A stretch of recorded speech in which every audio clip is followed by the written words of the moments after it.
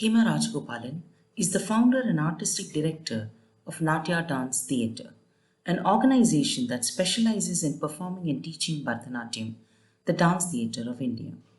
Natya Dance Theatre celebrated its 40th anniversary with its 2014-2015 season.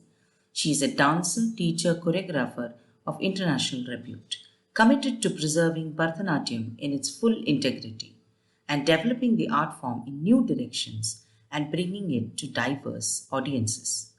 Hema has performed as a soloist at prestigious venues throughout the world, receiving critical acclaim, noteworthy among them being the Mandapa in Paris, Bharati Vidya Bhavan, London, the Edinburgh Festival, the Festival of India at the Smithsonian Museum, the Field Museum in Chicago, Embassy of India in Geneva, and in India at the NCPA Mumbai, Krishnagana Sabha, and many more.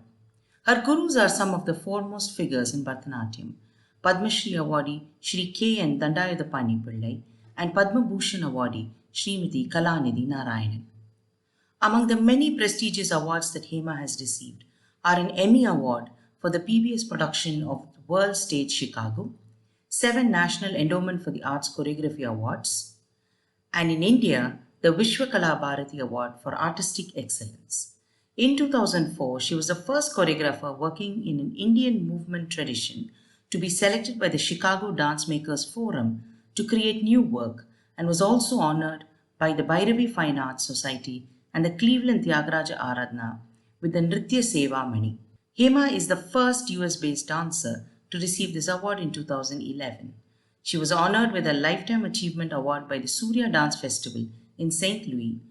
Very recently, in 2021, the C Chicago Dance announced that Hema will be receiving the Dance Legacy Award in the fall. Scores of students have trained under Hema, and her teaching accolades include the Master Teacher Award from the Asian American Heritage Council and the Master Teacher Award from the city of Chicago. She has served as a dance panelist with the National Endowment for the Arts, the Pew Charitable Trust, the Illinois Arts Council, and other state art agencies. Hema has been appointed by the Canadian government to assess Bharatanatyam dance training programs. She conducts workshops and master classes at colleges and universities throughout the country. She is influenced by the evolving cultural environment around her and uses her art to foster cross-cultural understanding and social harmony. So could you walk us through your introduction to Bharatanatyam and your initial period of training in Bharatanatyam? Oh, okay. So I was 6, I believe, in 1956, when my mother, who had learned dance, Bharatanatyam, but had never really performed, found me very, very, very talented. I was dancing away in the aisles while Kamala Lakshman danced. So she thought, okay, let's put our daughter into a dance school. So she found a dance school near our house in Egmore, Guru Srimati Swarna Saraswati, who had just started her class. And she was from the hereditary family, and she was Bala Saraswati's cousin. So since it was very close to my house, and my mother was only familiar with them, with a few things there, because she lived in Delhi with my father, and I was living with my grandparents at that time. Okay. So, because my father was moving from Bombay, he moved to Delhi, so things like that happened. And I was living with my grandparents at that time. So then I started training, and apparently they found me to be very talented, like a sponge. I would deliver everything. So there were talks that my mother and father wanted to take me back to Delhi. And so my teacher thought that this girl is very talented, let her do an arangetram. So in 6 months, she trained me. I don't know how, but she trained me to do a full repertoire margam, a 3-hour performance, which was audio taped. So that's how I know it's 3 hours. And containing, like Alari Puja, Tisvaram, Shabdam, a Shringara-based Varnam, Tanjavur Quartet, Krishnani Begane, Yevade Nenu Pavalinchi Bela, Shankarabharnam Padam, a 6-year-old. So I did all that. And got great reviews in the newspaper. And at that time, my mother was wondering what to do because we were moving to Delhi. So it took me to somebody connected us to Dandadapani Pillai, who then, advised us that his brother lives in Delhi, Pakiri Swami Pillai, and his wife Girija Pakiri Swami, and that although he's a violinist, he's already teaching. He was teaching Hema Malini at that time. Ah, So then we moved to Delhi, and so between 57 and 59, I trained under him. But all the compositions were Dandadapani Pillai's choreography compositions, and so I performed my Arangetram in 1959 in Delhi. And then my grandmother, who was based in Chennai, of course, wanted me to present, dance in Sabhas, and I started doing that, then continued my education with Dandadapani Pillai, of course. And so there started my journey with Dandadapani Pillai's tutelage and his mentorship. And I learned a lot under him in the 60s. And I used to perform. And I used to also perform in the north because I was based in Delhi. So 3 months I'll be in Chennai, go back, perform. This was my routine. And I was enjoying to perform and learn and going on. So I was very, very busy just learning, nothing else. I was not exposed to the outside world at all. So you can imagine the 6-year-old just performing, school. All I did was dance, right. school, rehearsals, no time for anything else. And it so happened that I got married when I was 17. And that was, And so when we got married, of course, I then went to school, my college. And so I did my undergraduation, then I did my graduation in nutrition, but I was still performing. Right. That is the time it was very idealistic. I was very idealistic, and I was not exposed to any outside world. So that's when I came to understand the world. And so I thought I got a shock, I would say, when I realized that one doesn't need to be just an artist, but you also need to be marketing your product. Absolutely. And I thought that was absolutely not, it was immoral to do that. It was not a good thing. It was unethical to do that.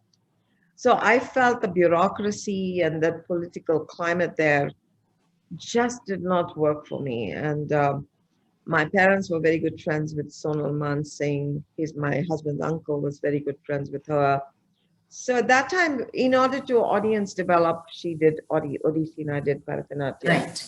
A few performances, but soon realized that she was very well connected. She's very well connected. And there was some kind of, I realized, and she would coach me and she'd say, you should be propelling yourself. And I said, no, I don't want to do that. So I just felt not good about the whole scenario. And so I had my daughter when I was, I think, 21 or 22. And postpartum depression set in at that time. And my husband said, he had a green card. So he moved to New York and then to Chicago. And I followed soon just for a 2-year temporary because he was going to study here for 2 years. So when I landed here, that's when I realized that, the environment here, I felt very upset with the Indians that lived here because very few Indians. And they all wanted to melt into the melting pot, right. Wanted to give up their identity, their Indianness they wanted to lose. They were not aware of their own cultural heritage, rich culture, if I may say so. And at that point, there was a friend of ours one or two friends that we had, and he said, why don't I arrange a performance and you dance? Because we have not seen a Bharatanatyam performance in a long time, right. Which I did.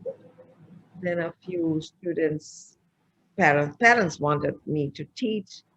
And that's when I said, listen, I cannot teach. I've never taught before. And it was 74.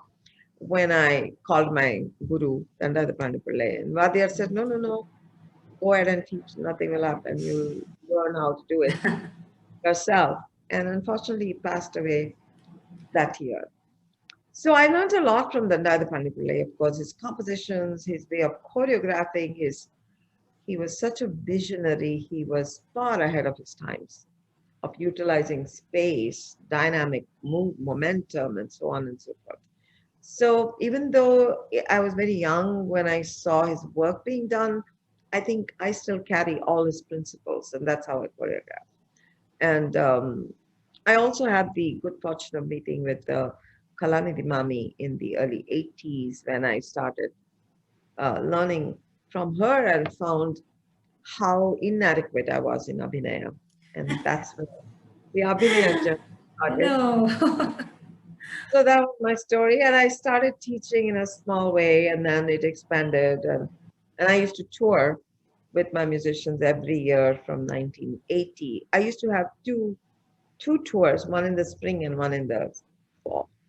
So 6 months in a year, I was touring. So, going to all the different cities and performing in the United States and Canada, I gathered a lot of fans that were, in those days, not too many artists went by. True.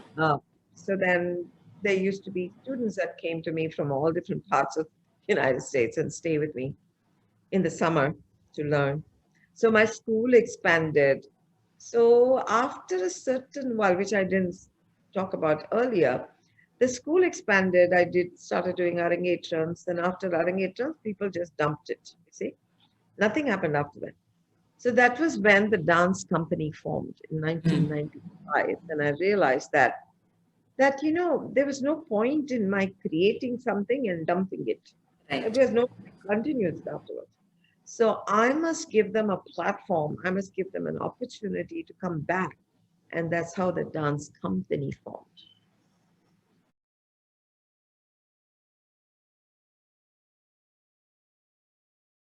Which is very true, because most of them think the Arangetram is the sort of a finale, which is technically not true. That is when you get on stage. Your Ranga Pravesham that's Right. what. Exactly. But for most people, that is the end to which they work towards. So it's quite unfortunate because most of them, the journey does not continue after that.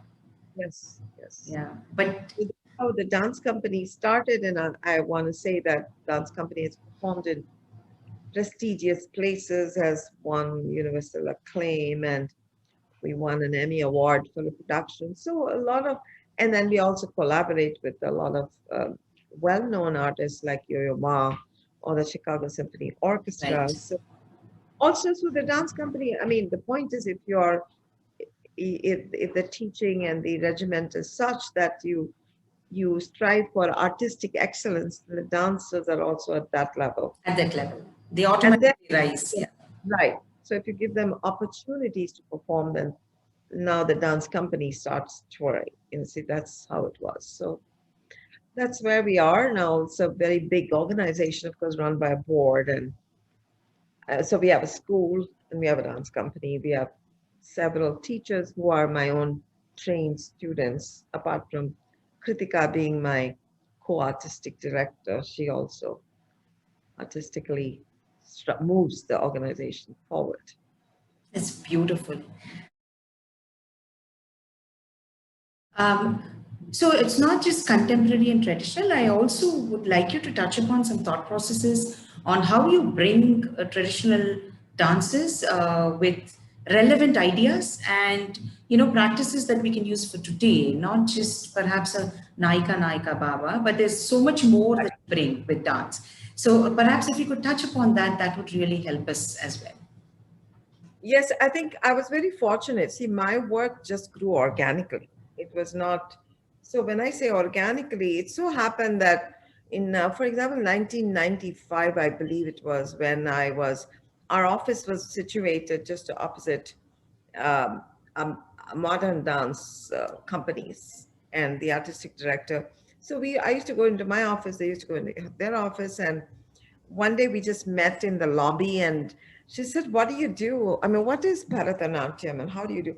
And I said, well, I've seen modern dance, but you probably haven't seen Bharatanatyam. But she said, can you show me? And I said, okay, let's. And we were just dancing around in the lobby, showing her adabus. And what do you mean by when you do all this? What do you mean? I said, when I do pure dance, I'm not really meaning anything. It's just to be, just as an entertainment aspect of this main focus, which is to communicate meanings in the lyrics or meanings in the words or whatever the artist wants to do. That is how originally it was there. Right. Originally, that's what it was there as a, in between. So then, but apart from that, I said, since she asked me that question, it triggered my mind. And I said, but why can't we use it to do something else? She asked also this question. I said, of course, because, in modern dance, they use body movement to communicate, not necessarily expression. There's no expression, Right. but they express through the body. So that's how, when you talk to other people, so then we created something called a conversation. The work was called Conversation. So even with my pure dance, we were conversing, we were doing things. So that's what I'm saying. So it's more about thinking what is it that we are how to reach out, because the goal of our art form is to elevate the audience to a higher level or to communicate. Right? That's the goal. So there is no, if we are not doing that, then it loses its you're not doing anything. So obviously I could not have conveyed Nayaka Nayaki Bhava.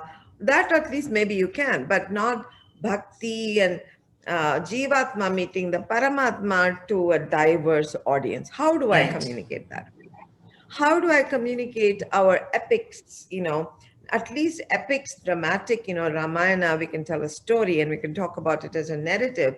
But the bhakti aspect is very difficult for them to handle. Right. And even when we go on to the narratives, even when we go on to a Shiva Puranam or even the Ramayana or even Mahabharata or Dashavataram or whatever, there are too many characters. So either there has to be a voiceover threading through the pieces in order to communicate. Convey that, or there has to be some other means of doing it, right? Some other. But also some of those things, for example, Krishna stealing butter.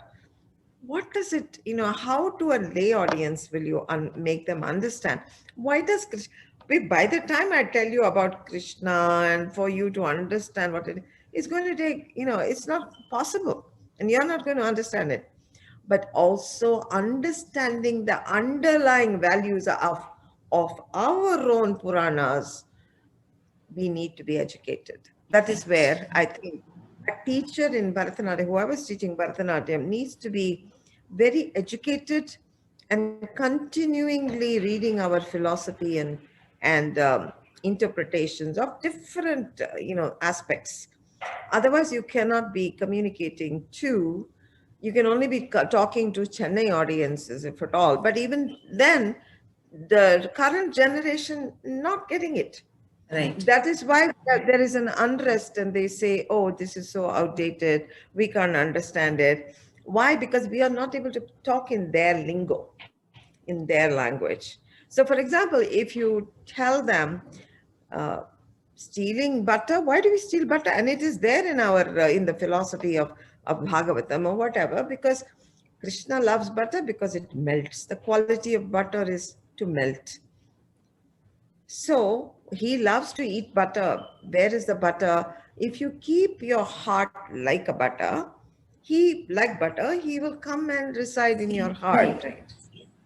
So you invite God. So you want spirituality to reside in your heart, not necessarily Krishna, but you want to be spiritually inspired.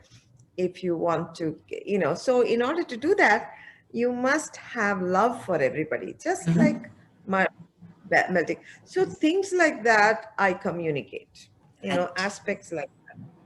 For example, in another way, Shiva and Parvati, Ganga story. It's very famous, right?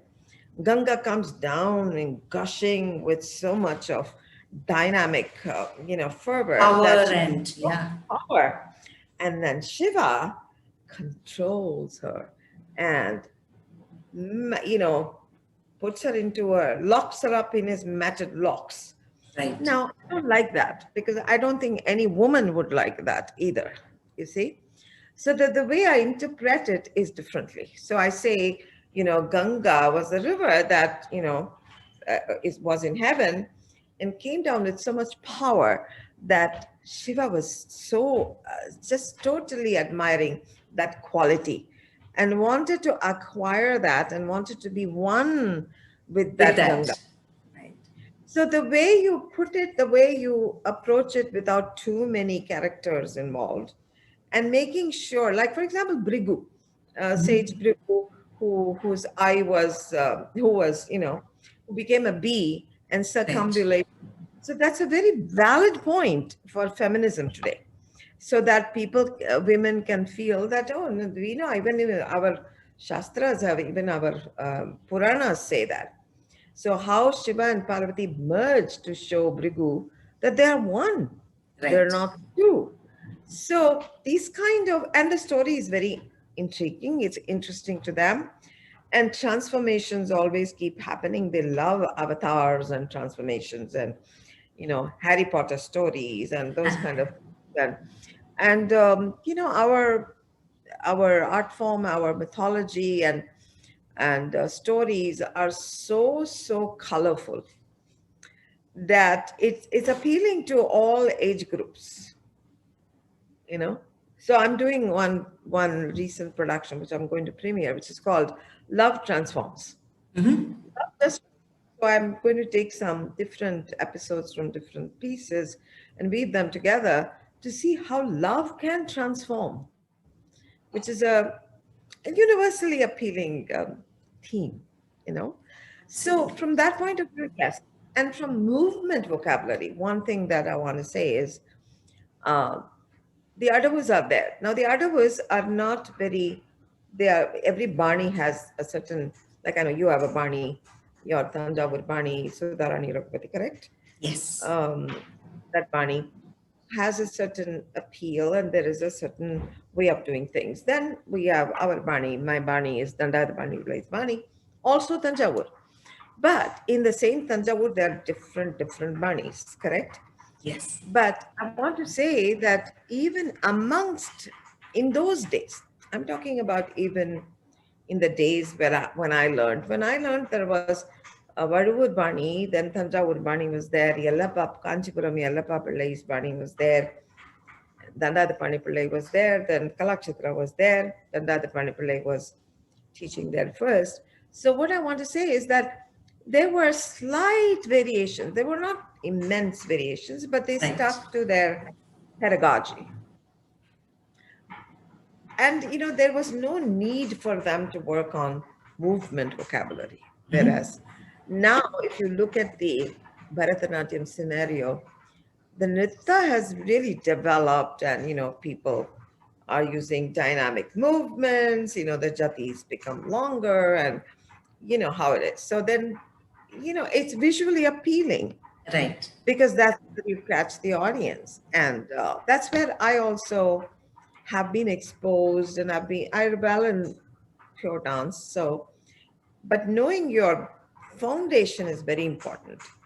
If it is a Nattu Adavu or if it's an Adavu, even though I do use charis a lot, Right. I don't use a kana, but I use charis. So when I use a chari, when I develop a movement, I make sure that the movement vocabulary fits into our scheme of Adavus. That it doesn't go, it's not so that you can't recognize this at all. I'll give you a very interesting aspect. We were working on a piece called The Genesis. And it was about, story of the Bible, and there was something about Jesus Christ. It was a very contemporary way of putting it together. But suddenly I left the room, I left the studio my daughter Kritika was working with me at that time. She was also co-choreographing. And suddenly I see there were 6 dancers on the floor. They were all on the floor and they had their aramandis like this. Right. You know, they were all like aramandis. And I said, what's happening here? Are you exercising or what? You know? And she said, no, no, no. Kritika auntie told us all to, you know, hold this position. She's just coming. And so she was there. I said, what's happening? Well, she said, these are all the trees and plantations and, you know, vegetation when Adam and Eve are walking through. I said, how can you do this, Kritika? She said, Amma, if you can sit in aramandi on the floor like this, why can't you sit in aramandi upside down? Mm. You know, put it, yeah. Now, I didn't think about it. See, you have to think outside the box. Right. But still be in that. No, Natya Shastra does not say it is grounded. This is the way, right. So you can hold the position wherever you want. You know? So I think some of these things I get, well, my journey is I get inspired by various genres of art. And when I collaborate with other artists, you know, that also gives me, you know, a lot of, yeah. We don't imitate, but we get inspired. Exactly. Whether it is Kathak, you know, when I collaborated with Kumudini Lakhya, who's such a famous, big, experienced artist, when I collaborated with her, it was a different kind of exposure. Or when I collaborated with Asta Debu recently, that was a different kind of, you know, interaction, which makes the artist think in a different way. Different way. But ultimately, you need to be very grounded in your art form. Then only can you create. Absolutely. I mean, you're doing the framework, but it's just the, you know, the innovation, I guess. You know, you start thinking in different ways to use what you've used before, but continue within that same framework. And it's really amazing because you take so much of, you know, inspiration and ideas from each other. It's always this give and take, right? Yes, yes, absolutely. Yeah, even poetry can inspire you, you know? True. So, and your mind can start thinking different ways, you know? Absolutely. So, and fascinating. Recently one of my students, she's actually going to perform her Arangetram next Saturday. She's a very beautiful pianist, and I was thinking, why not, you know, use her piano, you know, performance piece. It's a Beethoven Concerto. I know that a lot of people have done it, but just because I heard that and I was inspired by it, and I'm doing something called Surpanaka. It's purely about Surpanaka and how she feels, her experiences, you know, how she improves.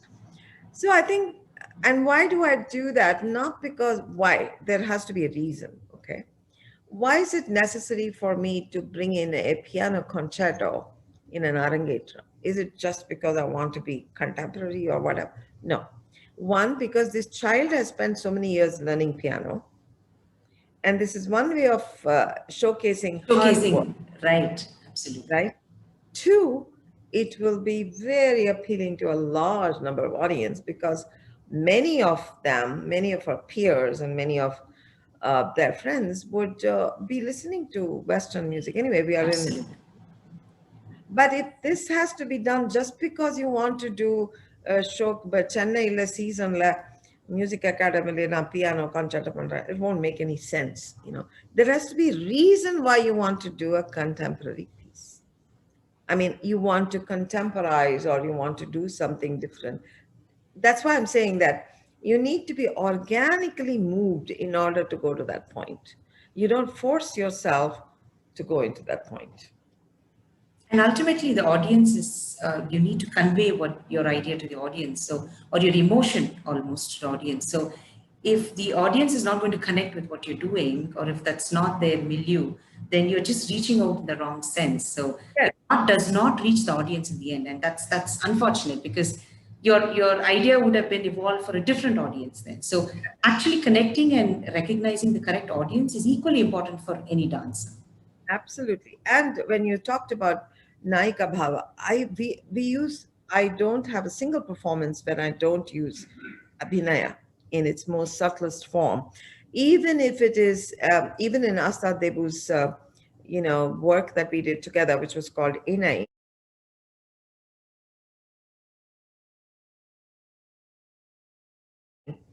I performed basically, I did a padam, I did a Kshetriya padam, and I also did Vargalamo, which was very relevant.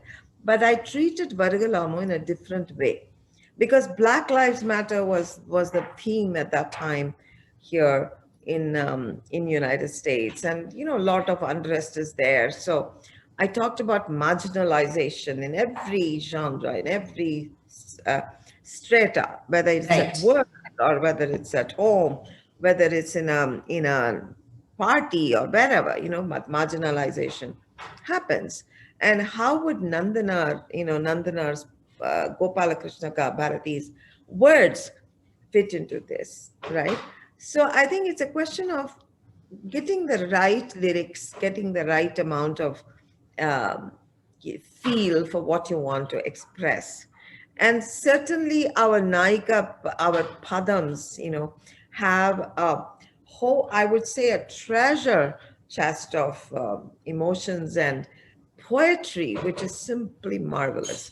So I don't refrain from using Padams and Javalis. And they And are what, the most easily expressive. absolutely. And what is amazing is they fit into the most, I would say, modern of issues as well. Exactly, exactly. You can be angry, you can be, Exactly. you are cheated, you're a cheated Naika, and You still have a cheated, a lover who cheats. We can yeah, definitely get a job exactly. for that. People love it. So why not? So we are not at all outdated. We are very current. That's why I say we are very contemporary. We Very all are. true. Absolutely. But coming to a different issue, right? For most dancers, you included, dancing is your breath, right? I mean, that is your life and sustenance. When do you think, or when is it time to hang those bells? Hang those bells. As a dancer, I'm 70 years old, let's say. And there was a reason why I stopped, or I said I won't perform somewhere in 98, somewhere along that, only because I needed to give my platform to my younger dancers or my own students and my own daughter so that, the younger generation comes forward. In fact, I think it was in Sudharani Raghupati's house or somewhere that we all met long time ago. I'm not sure. Dhananjay and me. So many people, we talked about it and we said, even in the Sabhas, the older generation should not dance anymore and the younger generation. That was one of the reasons. But then, no, but I think everyone felt that, and they are still dancing, and which is very good. Everyone felt that all this really has its own, value. Right. An experienced dancer, even now when she or he does something, is amazingly beautiful to watch. That has its own place. And I don't believe that you have to hang up your bells at any time at all. If you are there, like look at C.V. Chandrasekharana, he's still going Absolutely. strong. An inspiration. An inspiration. So I don't think we need to say, okay, this is it for us, unless you want to. But I enjoy teaching and choreographing and choreographing. And so I don't think I'm ready to hang up at any point unless my health fails and I feel I have to. Doing, and even though I did a Trikala one Jati I did in the Inai piece and Inai production. That was only because Astad said, no, no, no, you need to do a Jati and I need to see how I can negotiate that Jati. I said, okay. But what I'm saying is, I don't think I'm able to do full justice to what I was doing before, sitting in Right. Aram in that case, dancers at this age must say, let's not do that, but let's do something else which is valuable, which is more expressional, which is enjoyable by everybody. No, absolutely. I completely agree because the experience and just the maturity that, senior dancers project is something that younger dancers can learn from. But the Yes. reason I bring this up is because, this is a voice that has been raised, given that, the platforms are few, or rather they're too many, Yeah. but visible platforms are less. And so, this does come up. And I felt that, I do agree. I 100% agree. And I think we did do that. And I was one of the few that stopped dancing. I stopped it. I did not dance anymore. I never seeked any kind of, opportunity. right, absolutely. And moving on to, a larger organization, perhaps, rather than an individual dancer. So, how can art organizations in India, particularly, engage better with experienced artists? Right, they carry this treasure trove of knowledge and almost memories, like you were sharing, but over a period of time, that's going to be lost because we're not able to reach out to them and talk to them and learn from them. A lot of them, of course, physically might not be able to take extended classes. But what do you think art organizations or even government organizations, cultural entities from India, what do you think that they can do? I think what you're doing is phenomenal. Similarly, I've been on other platforms like this, and I think such kind of thing should be encouraged. Here in Chicago, we have something called the Chicago Historical Society, and there's another one where they archive, our talks every so often. They would ask us to document things, so that it is kept in the library, so that it is a video that is archived and anyone can go there, and it's in the Newberry Library in Chicago. So they encourage that. And in New York, for example, there is this library where the New York Library holds a Right. huge amount of collection. So, and of course, these are, I think, apart from that, when they do have these annual conferences every year, Music Academy has it, and so many other organizations. Absolutely. I think there should be a segment where they dedicate it to just having conversations with artists who are, in their late years or whatever, so that they can share their experiences. I know that we all talk. I also have talked so many times. They ask about, certain subject matters, but I think Right. talking about pertinent things, about following a pedagogy, or how do you teach, or how do you maintain and sustain the integrity of the art form so that it doesn't get diluted, and so that it doesn't go into all kinds of things, as well as the fact that we must give thought to younger generation where they have brilliant new ideas, and how do you embrace those ideas? How do you Right. embrace? So I think those forums should be encouraged, really, and documented and archived for future generations. And here they do that. In fact, I found a few years ago, it was at the Newberry Library, that there was a woman, her name was Anne Barzell, who was a ballet dancer, was an older woman when I met her, when she met me in the 80s, actually.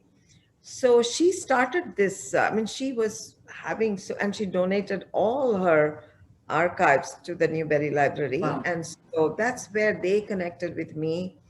And I went and saw, even I don't have those flyers, and, they have it.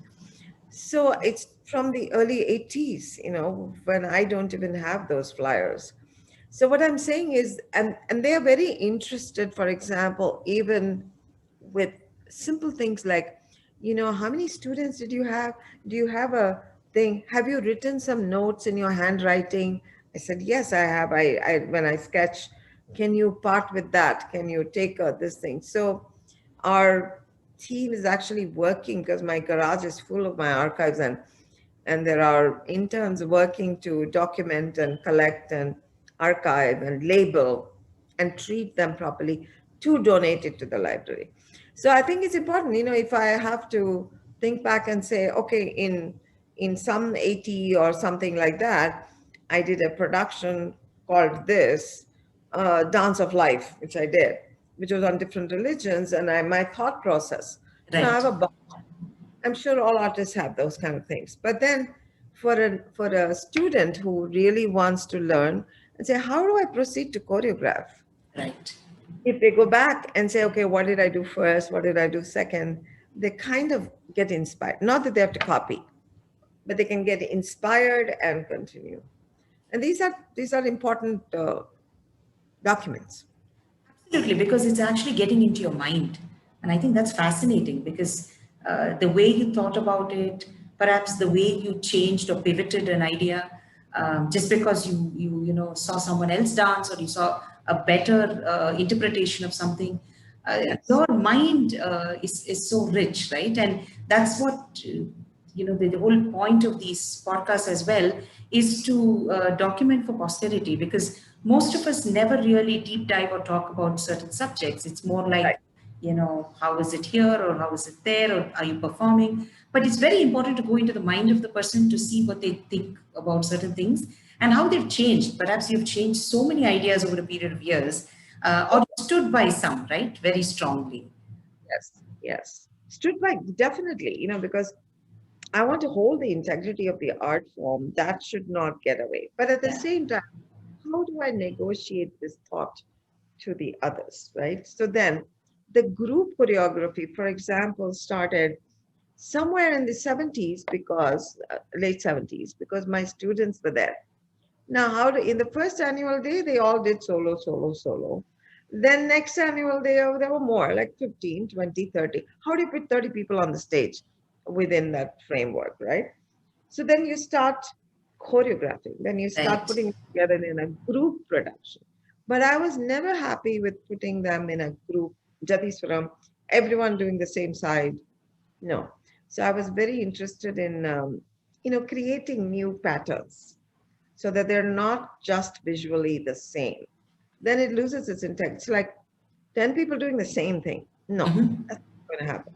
So that's where my journey of creating patterns started, you know, choreographing. So how does group choreography then became a staple? They didn't want solo dance performances anymore. In the United States, even that's why I stopped even touring, because I was touring till 99, 2000. But then slowly, no one preferred solo performances, even accompanied by live music. They would rather have spectacular Group, group. right. Yeah, that's when you mix, when you bring in a group, when you see what is it that it would be relevant. Our signature piece called Shakti Chakra is very based on mythology, but at the same time, there is a pure dance section for everyone. So it's based on creation, sustenance, protection, like that, and this dissolution, the five activities of God, right? But then there was a pure dance section for at least 5 minutes preceding. So if there Right.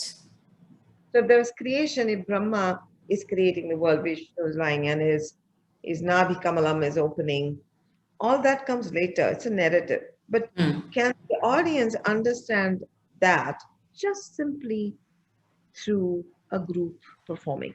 So they did an alaripu, like slowly opening out in different ways.